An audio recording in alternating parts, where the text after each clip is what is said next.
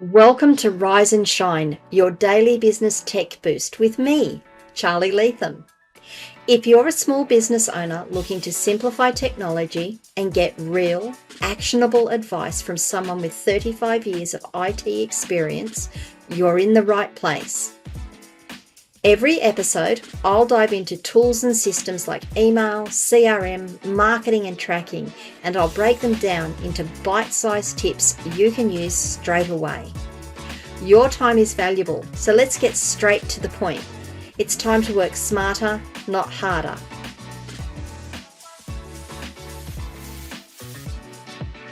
Rise and shine. It's your dose of business tech inspiration with me, Charly Leetham. Episode number 606. We're going to be talking about free email marketing disappearing. If you've been around email marketing for any length of time, you'll have noticed that those generous free plans that we all loved, they're starting to shrink. We're getting fewer contacts, we're getting tighter sending limits, and we're getting more and more pushes to upgrade to a paid plan. Now, this has been the discussion in a group this morning, hence my casual look, because I was having that discussion. I thought I'd come and record this now while it's in my head.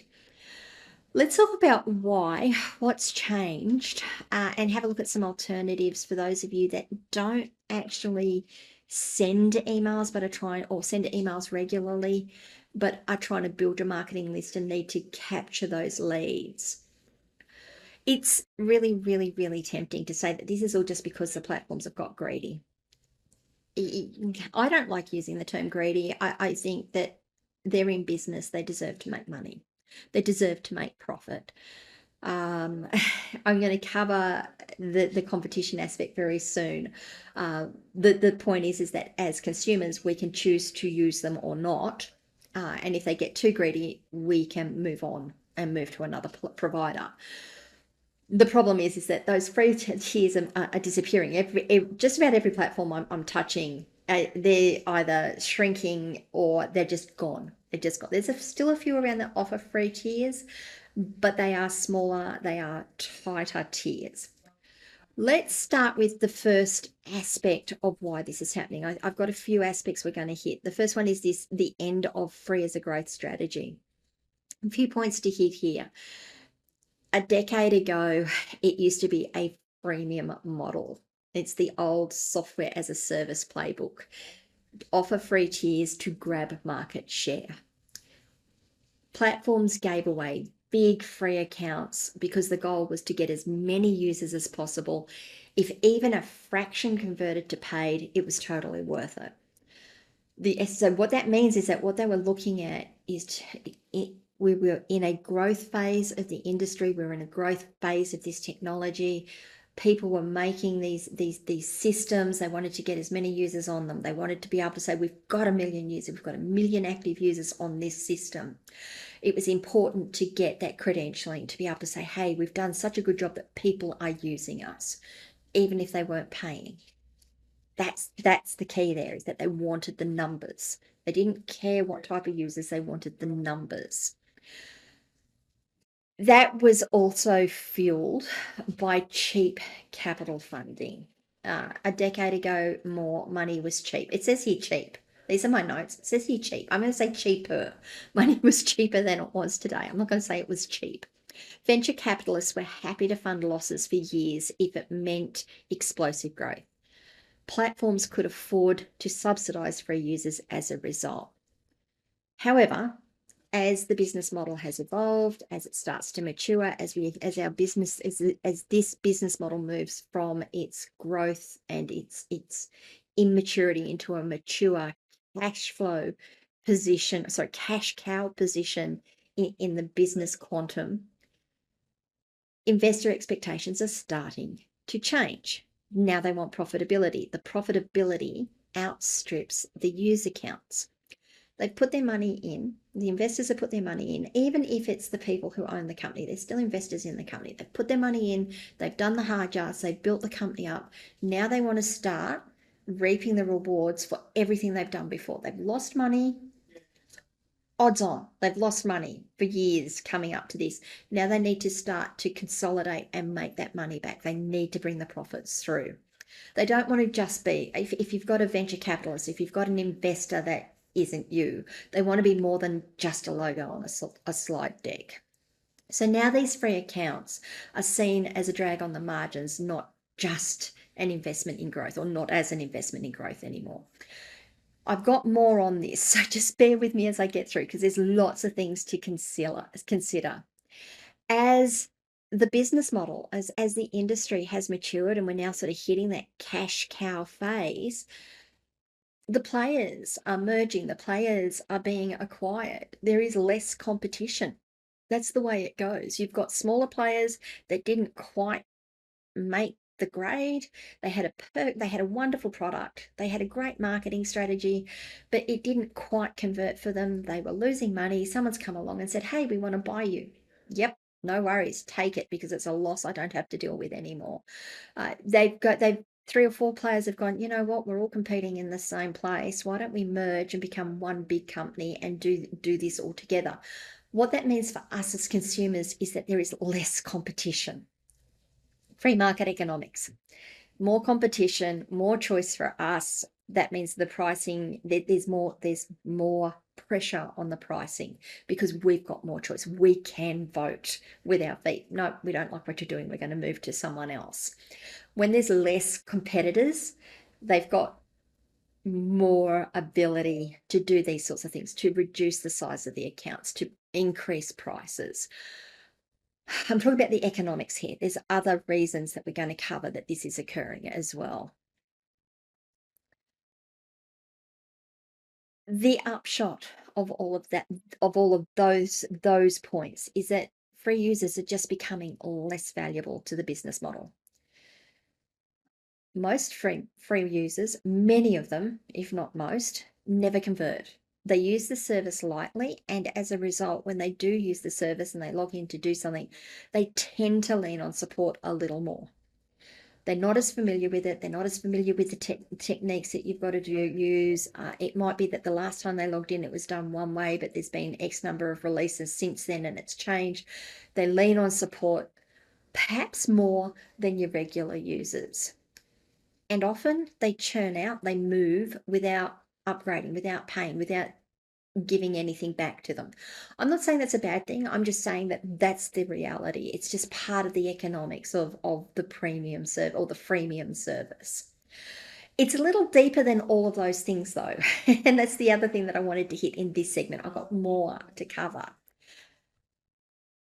Free users, even if they don't send regular emails, even if they rarely log in, even if they don't lodge support tickets, still cost money to support.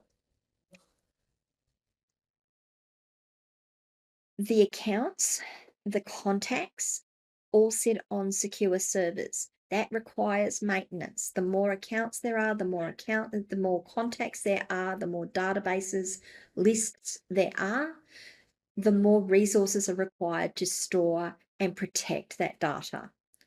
It has to be encrypted. It has to be backed up. It has to be protected. Ironically, users who rarely log in to check their accounts also become a larger liability, a bigger liability. If they're not monitoring their logins, if they're not watching their lists, their accounts are more open to being hijacked and turned into spam sending machines without them realizing.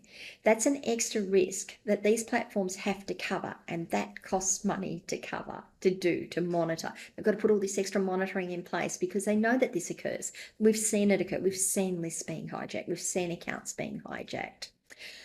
And if you're someone who's sitting there going, well, I just want to store my list somewhere and I don't want to send out regular emails, I understand how a business can be saying, well, this isn't economically viable for us anymore. Okay, so that's that side of it. That's the business model side of it. Let's now talk about some of the regulatory frameworks that are going to be affecting this. And this is something that not many of us will think about.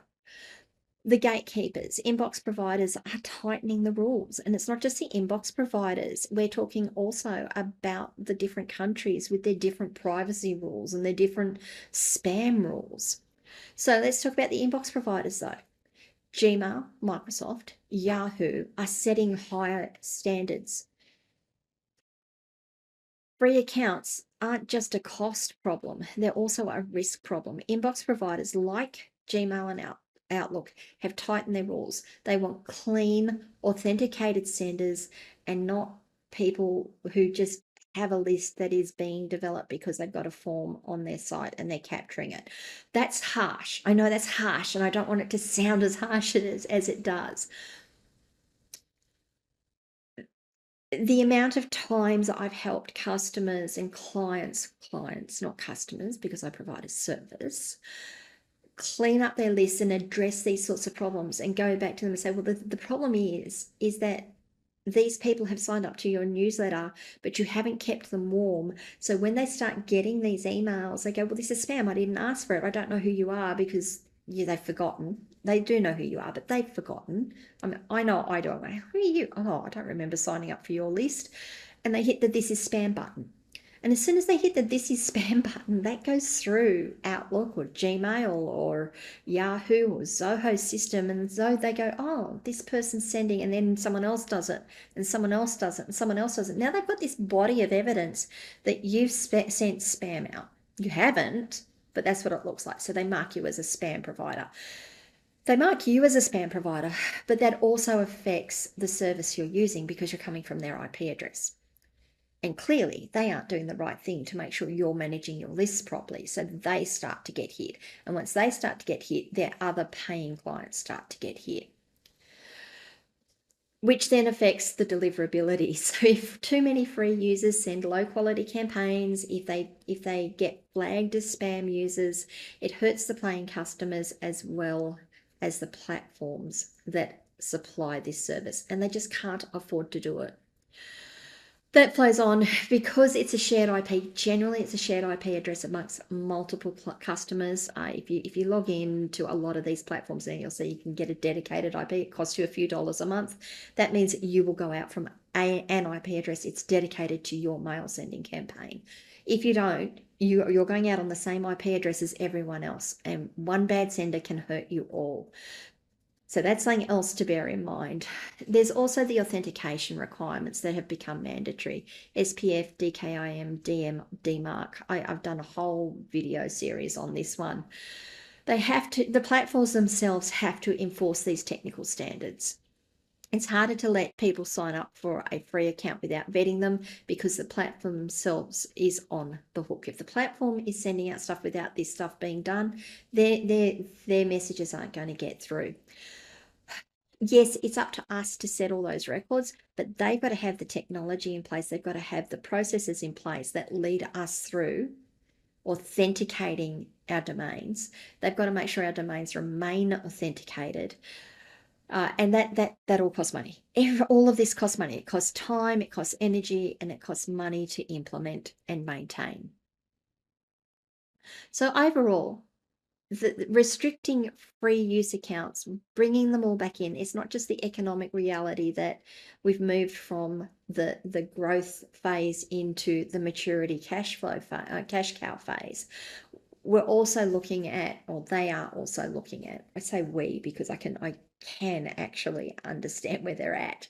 They're looking at, we now have customers that are paying us money, and we need to make sure that we deliver them the best service that we can. Finally, tech costs more. It's just as simple as that. There's the rising expectations, automation, personalization, analytics. 10 years ago, sending an email blast was enough. Now users expect automations, segmentation, personalization, and analytics dashboards. The baseline product is far more advanced than what we started with. Just think about, before we used to be able to log in, send an email campaign. It would say, yeah, we've sent. I used to get excited being able to see how many had been sent, how many had been received, and how many had been opened. Now I can see a lot more. Now I can see a heap more when I log in and look at my mail campaigns. AI-driven spam filters are demanding more sophistication. Spam filters are simply smarter now, which means email platforms have to be smarter too. They need to be there needs to be more engineering, more monitoring, and that just adds to the expense. Email's no longer a standalone tool. It's tied into sales funnels, it's tied into CRMs, it's tied into online stores. Building and maintaining these integrations aren't cheap either. So, when you're looking at it and you're saying, well, I've got my list and I've got a form on my site. That's how I've been doing it. Now, I don't know, I want to start sending it to my CRM, or I've now got a CRM and I want to start sending from my CRM into my email marketing platform so that they can, I've got my marketing list being created. They're all integrations. They all take time. They all take energy to create, and they take energy and money to maintain.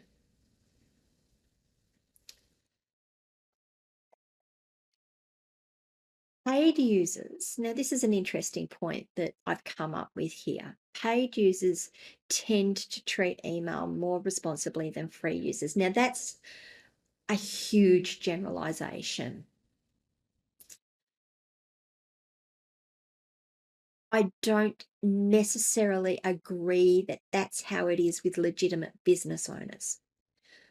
Unfortunately, because there are free tiers, what that does is that does attract a lower class of user.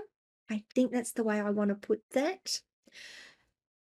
Someone who, a bad actor, let's just call them a bad actor, is more likely to take a free account and abuse it than they are to pay for an account.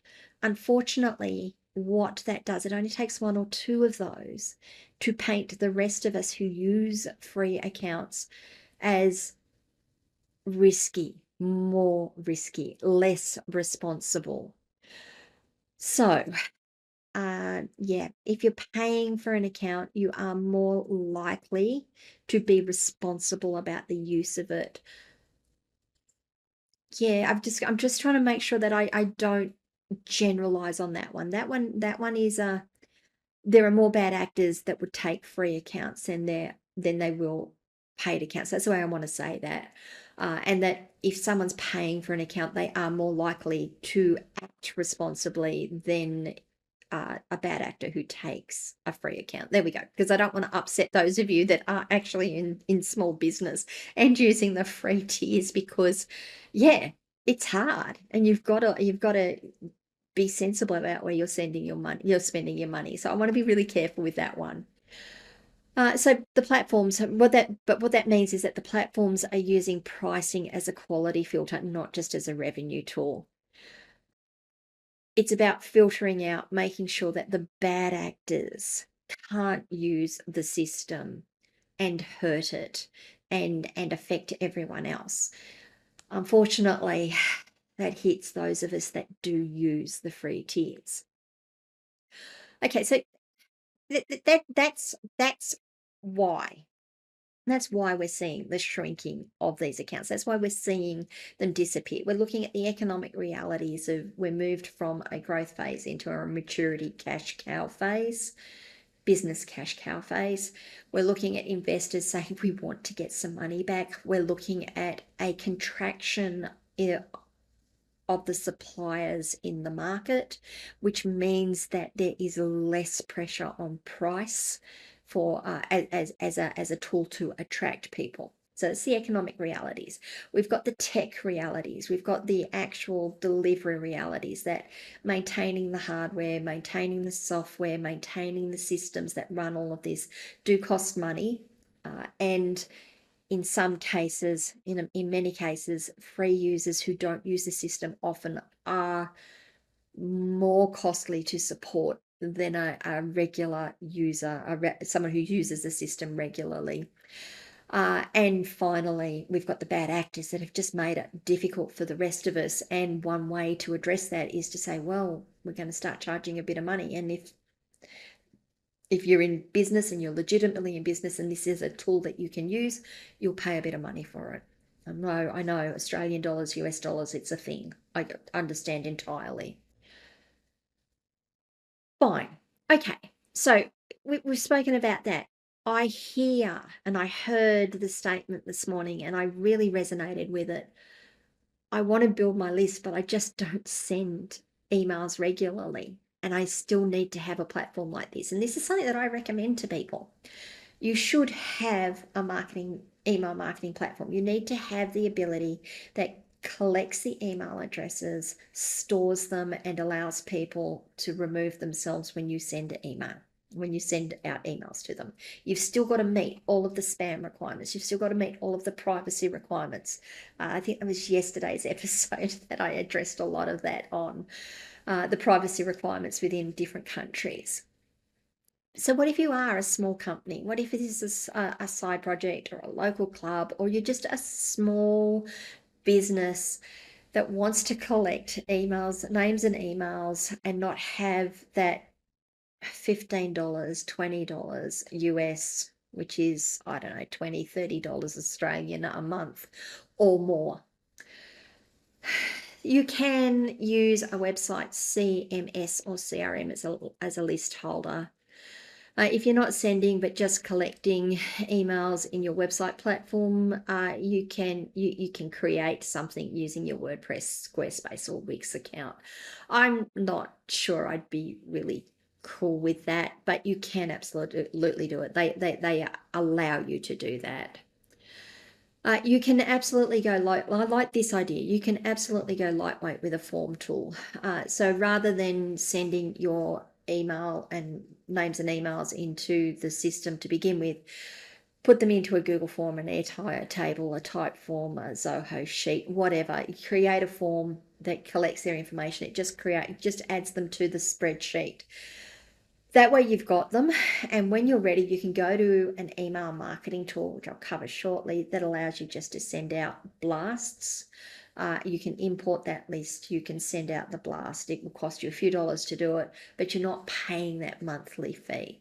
So that's a pay-as-you-go email credit. So instead of using for a subscription tool, look for providers that let you buy credits. Amazon, SES, Mailgun, some of the smaller email service providers will do this as well. If you only send a handful of times a year, you can pay as you go and send nothing in between. That seems perfectly logical to me.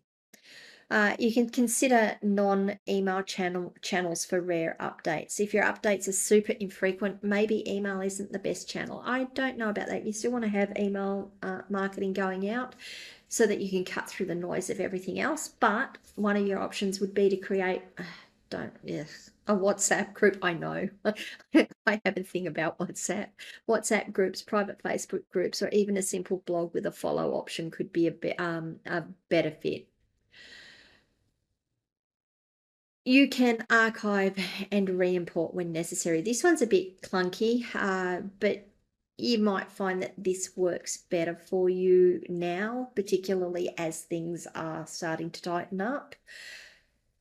Store your lists securely offline or in the cloud, and when it's time to send your yearly or quarterly or 6 monthly update, re-import it to a platform, pay for 1 month, send them, and then archive it off again.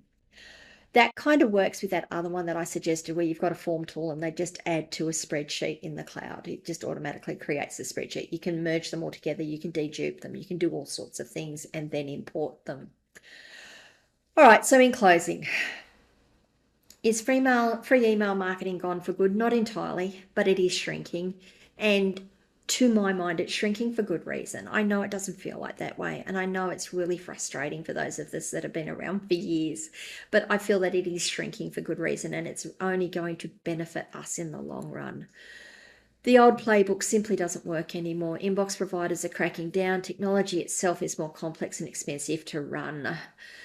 Even inactive users come with a hidden cost and increased risk for platforms, which increase risks for us. The silver lining is that there are alternatives if you don't send often.